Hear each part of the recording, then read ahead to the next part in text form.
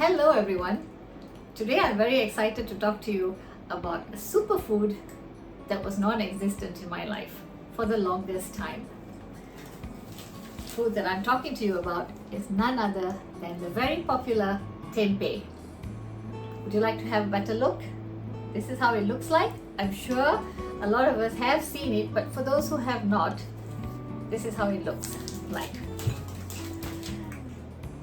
Tempeh is very popular in Malaysia, especially amongst the Malay community. However, today it has gained popularity among all the races and it's a hot favorite in Malaysia, especially due to its health benefits.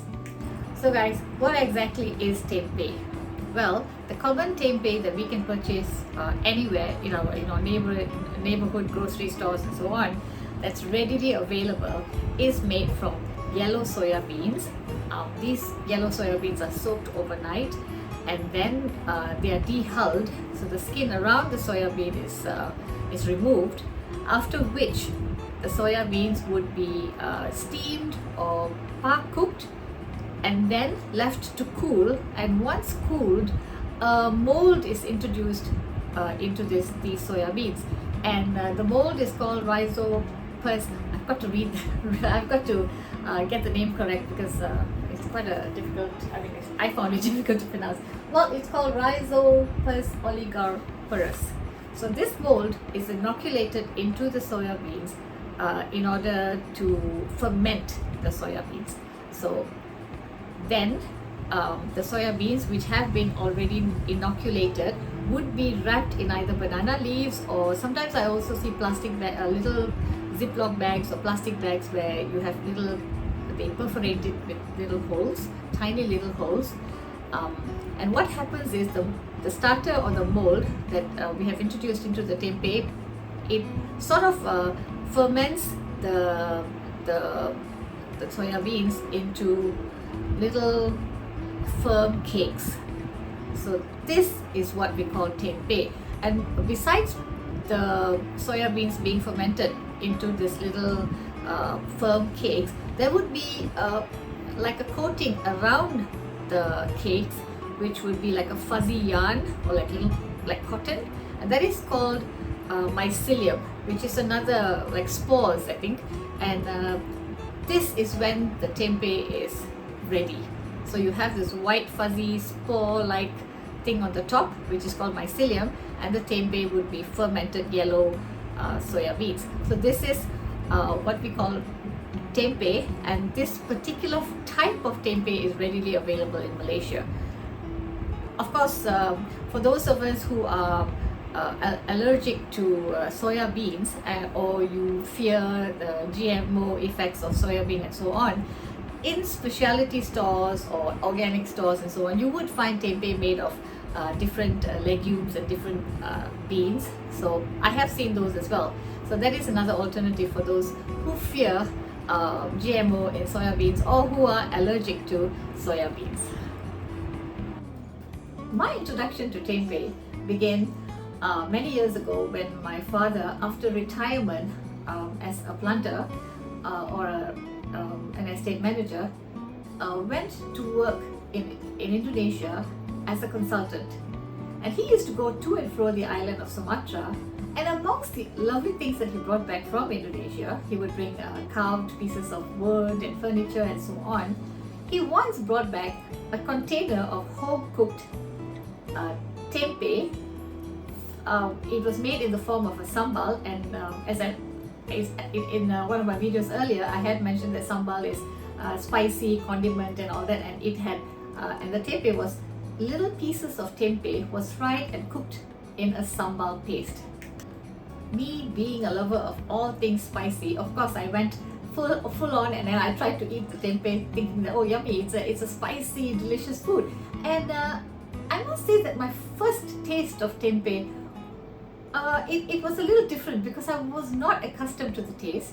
It had a different flavor and a different texture that I was accustomed to, and although I liked the taste of the spicy condiment that was coating the tempeh, I didn't really take to tempeh. And that was the end of the tempeh story in my life. it was only recently, about 4 years ago, when my daughter told me that she's decided to become vegan.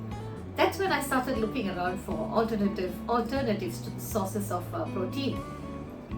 And then I started reading up about tempeh, and I was bowled over by how nutritious tempeh is. So I started cooking it little by little. And tempeh kind of grows on you. The flavor, the taste, it might be a little different on the palate initially, but once you get to like it, you start to love it. So today, I'm like, where have you been all my life? That's the way I feel these days, because here I am trying to incorporate tempeh into different recipes, because I know that tempeh is versatile. It has that umami flavor that it can soak in other, it has a flavor of its own, but it is also very absorbent, that it can absorb different flavors into itself. So if you want to cook different types of food that sort of mimic meat, especially for vegans, tempeh is a wonderful substitute to have. Let's get into the health benefits or the nutritional benefits of tempeh. So the biggest benefit of eating tempeh is the fact that it is power-packed in protein. So a wonderful substitute for vegetarians or vegans to have. And besides that, it also has vitamin B12, another vitamin that will be lacking in people who are vegetarian and vegans. So this is a source that you could get your vitamin B12 from. And besides that, it is high in calcium and zinc. And when you compare tempeh to meat, you actually find that tempeh is low in saturated fats, it is low in sodium and low in salt. So don't you think this is a wonderful food? When I said that tempeh is low in sodium and salt, I actually meant sodium and carbohydrates, because sodium and salt is about the same thing. So yeah, and besides, another benefit about eating tempeh is that it is high in iron. Lastly, with regards to nutrition, is tempeh a probiotic food? So it is often described to be a probiotic food. However, tempeh in its raw form, it does have the good bacteria on it, and it is a probiotic food. But we cook tempeh, so when a probiotic food or probiotic substance is cooked or heated, that kind of kills the probiotics. So that is the argument against tempeh being probiotic. However, it does have prebiotics, which is in the form of fiber and so on, which is good to promote good bacteria in your gut. Lastly, we cannot talk about tempeh and not mention the fact that it has its origins in Indonesia. In fact, tempeh was eaten centuries ago in the island of Java. Tempeh has been described to be Indonesia's best kept secret. Isn't that amazing? But despite that, during the colonial rule, during the Dutch rule, apparently tempeh was regarded as poor man's food or poor man's meat or the food of the common people. So at that time, and even as much as recently, tempeh was not very highly regarded. In fact, President Sukarno, during his rally, at his rally, when he was speaking to his people after Indonesia became a republic, he used to use this quote that we cannot be a tempeh nation. So he gave it, not a very superior. He sort of gave it a very derogatory feel to tempeh. So that was previously in the past, but today, after so many studies has been done to tempeh and so much has been found about tempeh, tempeh is regarded as a superfood, and all of us should definitely include tempeh in our diets. Hey guys, okay, I'm going to make a very quick and simple vegetable dish incorporating tempeh. So this is the packet, alright, so I've cut a strip from this packet, and this is how it looks like inside. So this is that strip, and to this strip I have cut in cubes. Can you see? So I've cut 4 strips from here and made it into little cubes. The ingredients will be some oil, salt, some long beans, just a little bit. I'm not going to make a big dish. Some julienne carrots, and then of course the star of the day, tempeh, and then some sliced shallots, some chopped garlic, and some sliced chilies. So hot oil, I've added a little extra because I want to sort of like fry the tempeh and take it out. Okay, here you go.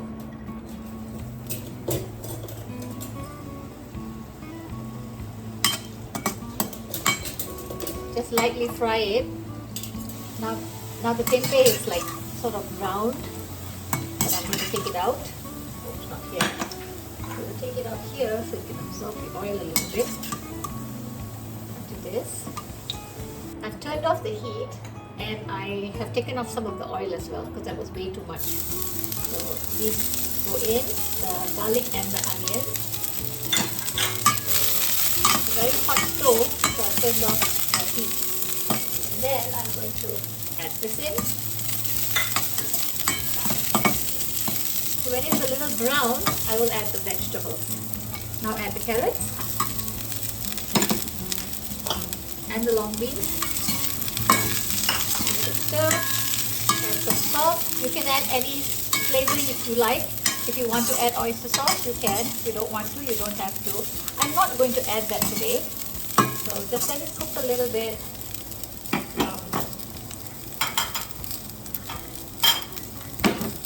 Add some salt, about a teaspoon.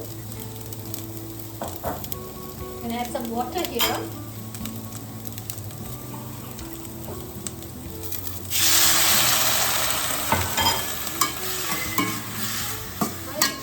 And close it, let it cook for about 4 minutes. Now it's been cooking for about 4 minutes, and with long beans, especially this type, the dark green variety, I always wonder I'm always unsure as to when it's cooked. So I tend to always test it like this, without a knife of course, with a butter knife or just an eating knife. Okay, it's still semi-cooked, so I'm going to give it a stir. I'm going to add the tempeh inside. Remember, you can add any flavorings if you want. I want it a little simple today, so it's basically just butter and onions and garlic. Sorry, it's just salt and the onions and garlic. And now I'm going to add the tempeh inside. And let this too soak up the oil or the salt and so on, because as I mentioned, tempeh is very, very absorbent. I'm going to add a little bit more water, just a little bit,